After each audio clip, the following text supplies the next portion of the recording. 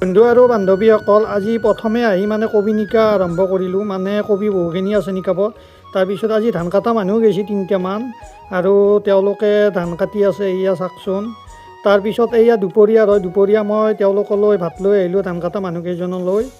এয়া কিছু ধান কাটিলে আৰু কালি কাটিব লাগিব। তাৰপিছত এই গাইটোক মানে পানী খুৱালোঁ, দুপৰীয়াৰ পানী মানে পিয়াহ লাগিছিল বহুত। আৰু দামৰিটো আজি কাষত নাই অৱশ্যে, চেকুৰি আছে। তাৰপিছত এয়া মই আলি দিব ধৰিলোঁ, মানে আজি বন্ধাকবি পোতা যাব, সেইকাৰণে আলি দি আছোঁ। আৰু এয়া সৰু সৰু আলি দিছোঁ, মাজে মাজে পানী ধৰি ৰখা কৰি। তাৰপিছত এয়া কবি পুতিলোঁ, আজি বহুখিনি পুতিলোঁ। আমি 3জনে পুতিছোঁ, তাই, মই, মাই।